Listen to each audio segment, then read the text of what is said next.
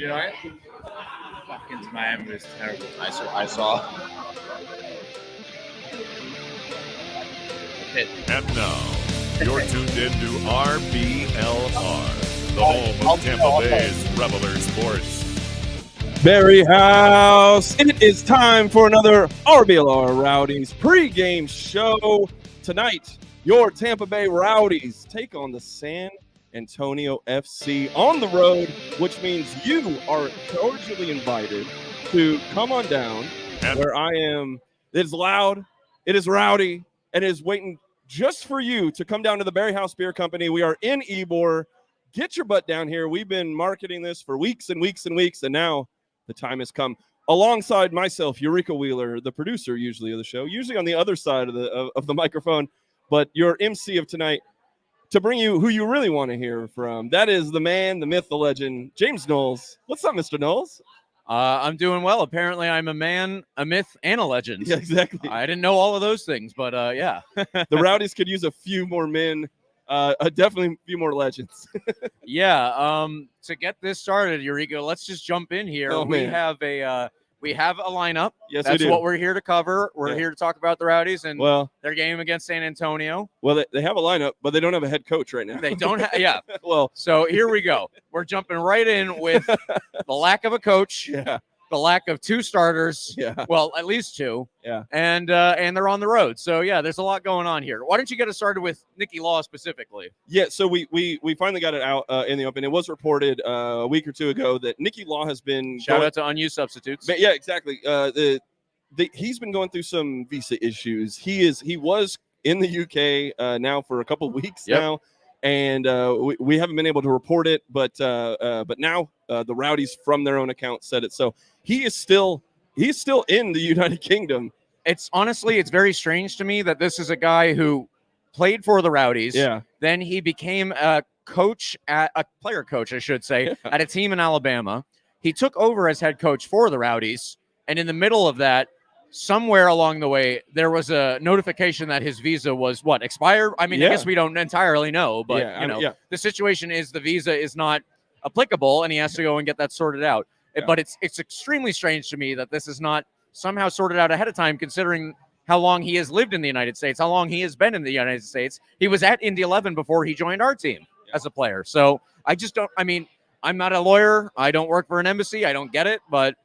If somebody does, maybe you could give us some information on that. Yeah, exactly. Well, so for this game though, because this was the predicament last game. Yep. And Eric Wild does not have to although he's undefeated in his USL tenure. That's very true. He does not have to man the sidelines because Stuart Dobson does not have to serve his red card suspension anymore.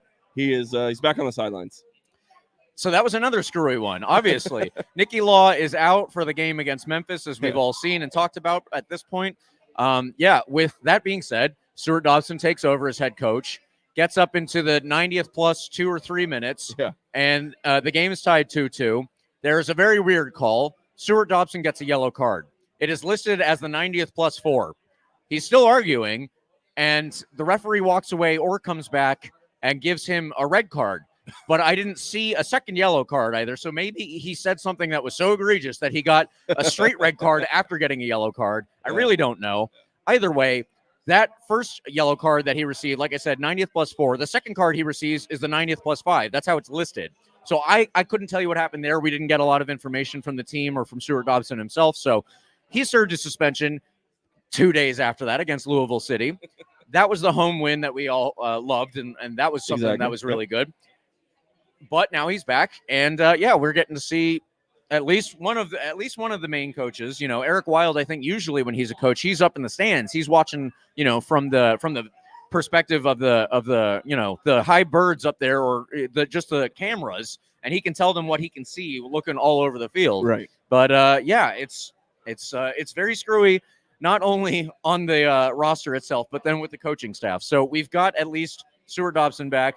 Eric Wild is going to be assisting, and Nicky Law hopefully has a headset nearby wherever he is. I hope England. his ESPN Plus works really, really well. Exactly. I don't know how hopefully it's a better broadcast as well than the last time.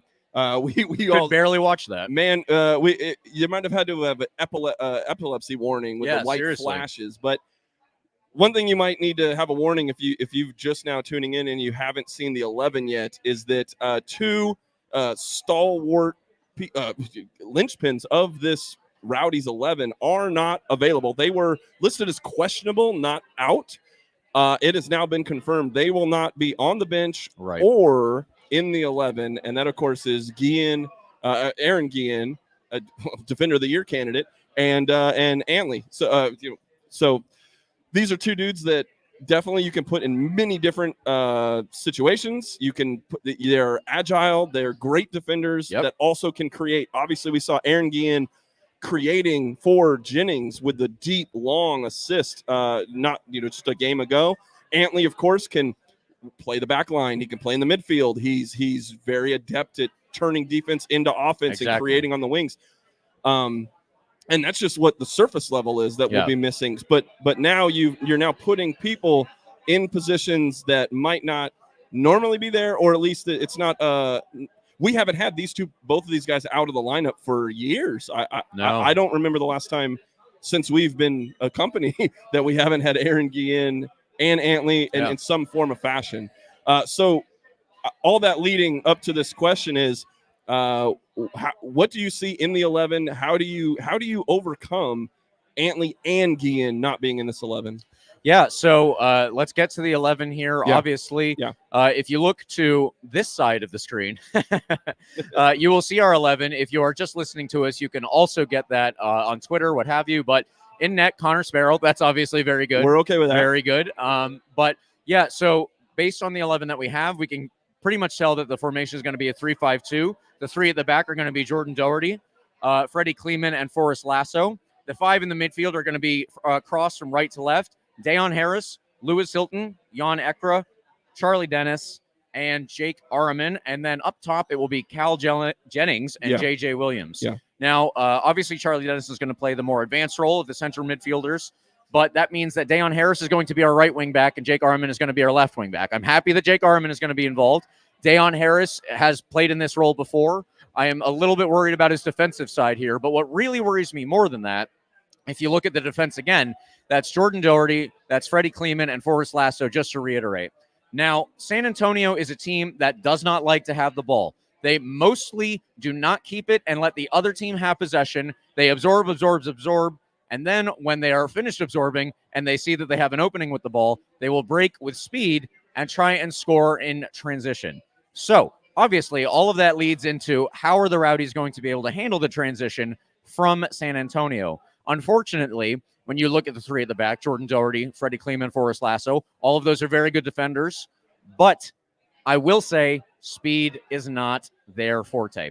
I think that Jordan Doherty is probably the fastest of those just because he is also the youngest. But I don't think that any of them really have the best speed out there. And San Antonio, that is, if they try to break with speed, obviously it's going to be very difficult to contain that. Now, we have seen Tani Oluwaseyi from San Antonio. He is a very good attacker. He is level with Cal Jennings on 14 goals for the entire season. So, this is someone who's extremely dangerous. He's on loan from an MLS team, as well as their central midfielder, Nathan Saliba. And he has the most assists on the team as well. So you think about those two, both on loan from MLS, both of them capable of attacking with speed. I think that that's going to be extremely difficult for us to handle tonight, especially. I think really it's going to come down to Dayon Harris and Jake Araman sitting as deep as they can when we don't have the ball, or trying to get back as quickly as they can when we don't have the ball. I really think, and I guess I said this against Louisville City as well. I thought that we were going to sit back a lot more because they're a tough team. I think that was not the way that it went with Louisville City. I expect that tonight we will be a lot more defensive with and without the ball, because we're just going to have to be with the players that we have at the back. Aaron Guillen, I think, is probably our fastest defender. Connor Antley also has a lot of speed. Like I said, unfortunately, they're both going to be out, so we have to make up for that fact. And that's leading me to believe that we will actually concede possession to San Antonio. And frankly, the upside of that is San Antonio don't like to have the ball. They're not used to it. If you make them play with it, what is that going to do for them? They're going to have to figure out how to break us down rather than like all the other teams that play San Antonio having to figure out how to break them down. I'm hopeful that that's what we see. And And at the same time, I would like it to be, just for our sake, I would like it to be a very competitive, fast-paced game, all of that kind of stuff. But I do want 3 points, even more than that. So if we get a 1-0 win out of this, that'd be fantastic for us. Yeah. But it's going to be difficult one way or another. We know that. We'll definitely, as much as we want the 3 points on the road, we want you, if you are in this Tampa area, get down to, you still have time. You still have time to get down to Ybor. There's a parking garage literally over there. There's a parking lot 500 feet from where I'm standing right here. You could be right here hanging out with us. We've got pitcher specials. We've got swag to give away at halftime. Well, I mean, do you want some free very stuff? nice and some very new swag? We have some brand new T-shirts that aren't even, I haven't even put them on the RBLR shop, but there is tonight, someone will have the first one ever. I don't even have one. It just came in the mail literally before we came here. But it could be you. You could come get this raffle ticket and get this shirt. So, again, guys, get down here. Kickoff is at 8:30, but we are here the whole game. So get down here at the BarrieHaus. We are in Ybor City. This is our fourth watch party that we've done here at the BarrieHaus. It's always a great time. And I will say, I think this is going to be the most packed of all of them. Yes. Not even just like we've had a lot of Rowdies fans show up to multiple of these. Yes. I think that there will be a good Rowdies contingent because there are a lot of we've actually had a lot of repeat customers. We're a massive club. But at the same time, guys, it is Oktoberfest. Yes, it is. If you can't see behind us, there's a lot of flags from Germany. So there's German stuff everywhere. But awesome. In addition to that, there is German beer. So, if you would like to try some Oktoberfest, it's really they good. have the beer for that, and there's a band out back. There's all sorts of stuff going on here. Well, there's actually, if the Rowdies start losing, if you get sick of this, just walk outside. I know there is 100% of a chance that you will get 3 points worth of fun. There you go. At the BarrieHaus. Well, so guys, it's again, I can't beg you enough. Get down here, have some fun, meet some friends. I mean, how many new people have we seen that some of you have never seen at Ao Lang before? There was, I mean, I met someone with his daughter. I met all of Carlos's family. That was fun. Shout out. It was obviously, I'm inviting my friends. If you think that I might have cool friends, maybe. But there are tons of people here, and we get a couple of regulars from the Rowdies crew, yes. and a couple of regulars from Ralph's Mob Skyway. Yes. Even I think that they're well, I'm from south of the Skyway anyway. So there are a lot of people here that you can meet and talk about the Rowdies with, whether you want to do that now or in the future. I mean, it's a good crowd. Well, let's put this hat on for a while. Okay, so if San Antonio is usually playing defensively, and we normally bring the pressure, do you think we would change that much into a defensive? Because just to throw this on for you. Is I think we have one speed, man. I mean, we not a lot with this roster. Even with, I mean, obviously Neil Collins had to deal with a lot of defense of injuries and changes and people not being available. That in his tenure, that was how he built this roster, was for the Dohertys of the world and the Airmans of the world. That's why Ekra has played a few different times in different roles here, but. We've always been the aggressive possession. We own the possession. We march down the field. We try to at least get our shots in. Sometimes that leads to crosses to nowhere. Sometimes that leads, but I've never really thought of the Rowdies playing their game as a Mourinho kind of shelling up. That's a good comparison. I'm just being honest. Shout out to AS Roma Tampa Bay, but. Really, I've never seen this I guess psychological profile of this roster. Yeah. That even in a counterattack, I think it's going to be a lot more feistier. And where we are trying, it's that midfield that I think is the big challenge. That if Ekra definitely is who I'm looking to step up in this game. This is a Jan Ekra game if I've ever seen one, where if he can really control that midfield and a godsend that we are getting Hilton back. And Hilton looked like he didn't even miss a step since coming off of injury, and he's very fresh. So maybe if Hilton and Ekra own that midfield, we could still be the possessing, forward marching team that we all know and love. I mean, just trying that on for a little bit. What's the downside to that? If our game plan is not to turtle back, if it is to try to, hey, guess what? This is the 11. It is what it is, but we play Rowdies football. Yeah. So here we go. What is the pros and cons of that kind of mentality? Yeah, I mean, I will go along with you that, the Rowdies do their best when they are playing their own game, when they are playing the way that they usually do. That's how we have three at the back so frequently. I mean, even if we don't actually line up with three central defenders, they will get into a position and into a shape where there are three at the back, whether that's Aaron Guillen sliding or Connor Antley sliding. That does happen. Yeah. I think you're right about that, and I think it's certainly something that we will see the Rowdies play their usual, or try to play their usual game. They're playing in a soccer-specific stadium. I will say that for San Antonio. Kudos to everything that they've been able to do there. And I think that they are going to they're going to want to play their game because it is a field that they can do that on. But as I said, they do have to worry about San Antonio on the break. They do have to worry about their speed. I think that the biggest thing about this is that if you look at the midfield that we have, Lewis Hilton is back, as you said. He's going to want to he's going to want to do what he does, receive the ball from the back line, turn, find somebody open in space. Jan Ecker is very good at receiving the ball, turning, and carrying the ball forward, eating up yards like that. Charlie Dennis is very good with the ball at his feet, creating. We've seen all of that too. I think J.J. Williams and Cal Jennings starting up top kind of leads me to believe that J.J. Williams is going to be the annoying guy for San Antonio to deal with. He's going to try and bring in, he's going to try and get two people marking him at the same time. He's going to try and make sure that he's occupying all three of their central defenders if he can. And while he's doing that, Cal Jennings is going to be the guy who is probably going to try to score these Cal Jennings goals where he just, he gets the ball, he eats up a ton of space on his own, and then he gets himself into a position that, frankly, they're not great shooting positions, and he still scores. We've seen that multiple times, especially in the last couple games. Yeah, I expect that we're going to see a lot of that. If that is how we're lined up, then that kind of leaves space for Jake Araman and or Dayon Harris to stay back.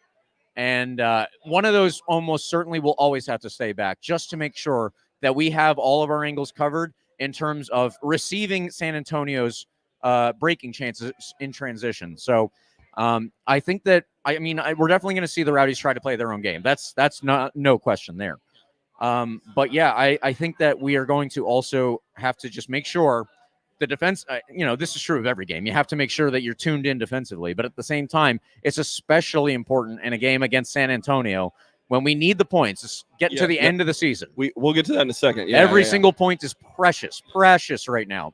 If we can get all three, that's amazing. If we lose two, we get one. At least there's something that keeps us close to the team that is above us, and that keeps us farther away from the teams below us too. So, yeah, I'm definitely optimistic about how this game will go. But the injury situation does worry me. And something that we haven't said yet, I believe there are only 5 players on the bench again. So the next thing we will get to, because one player that's not in the 11 is Jake LaCava. Jake LaCava would be maybe someone you maybe bring in, but in a different configuration. But along with Phil Barrino, who's the second goalkeeper, LaCava, but then you have Ariel Martinez and Lucky Nkasana, who are 2 super subs. I don't think we would want to rely that much in terms of more than 20 minutes. Of usually that's how it goes. Exactly. And then you have the newcomer, Perez.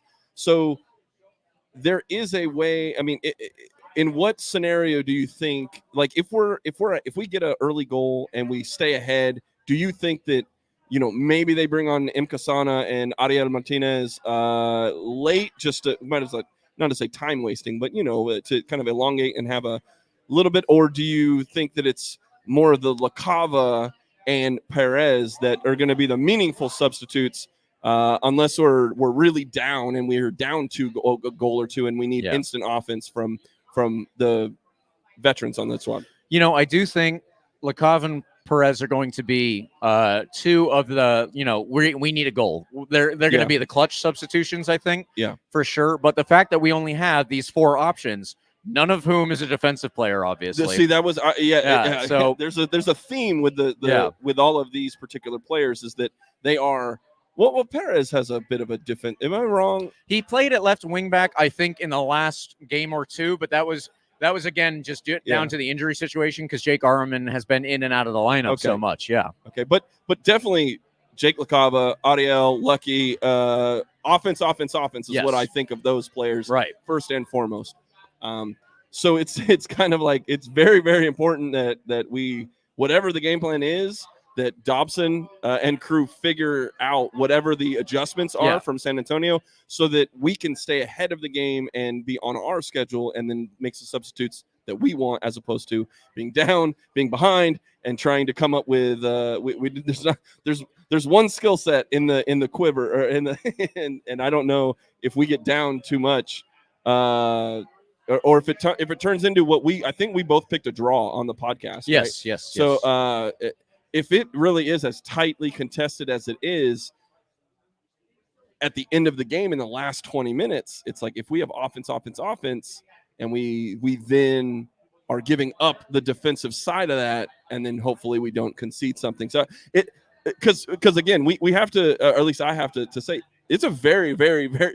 San Antonio is second in the West, and we are second in the East. That's right. This is not a scrub team that we're playing. This is at any moment, even at full health, this would be a tough matchup. Exactly. And now this is what we're going into. So not only that, but in addition to being the second in the West, they are the defending champions. Oh, of course. Yes. So this is as you said, this is no scrub team.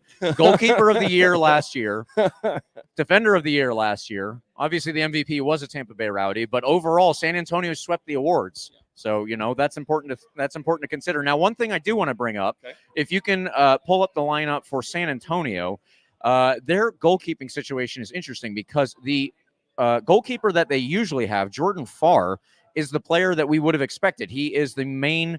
He was the USL goalkeeper of the year last year, and he has been starting all season for them. Now, in the last couple of days, over the news on Twitter, I have seen that San Antonio brought in a new goalkeeper, a goalkeeper on loan from MLS, and that is Nick Marsman.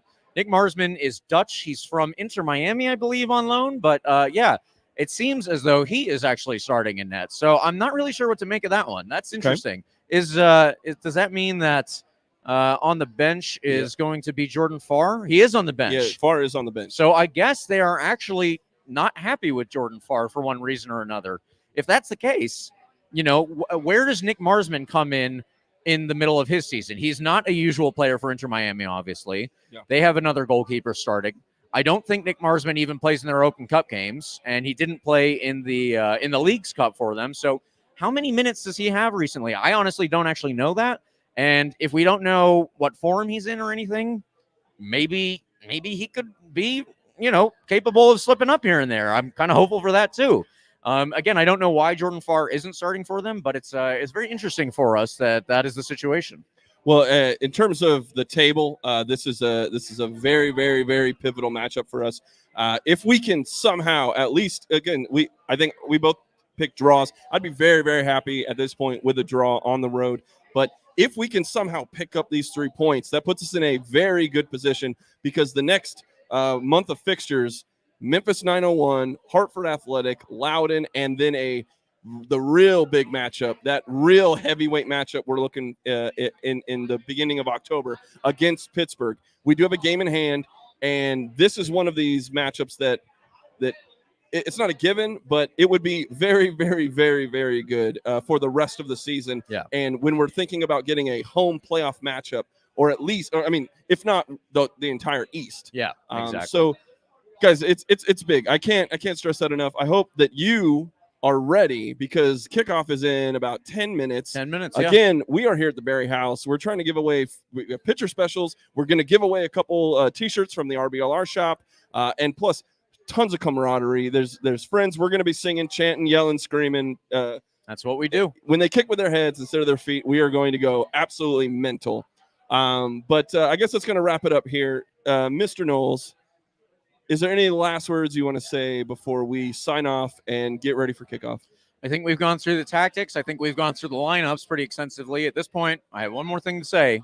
Come on, you Rowdies. Let's go from everyone here at the BarrieHaus for Oktoberfest, where there are 2 different Oktoberfest beers. There's 2 different Oktoberfest beers. For all of us here at BarrieHaus, we say, come on, you Rowdies. Let's get it done, guys.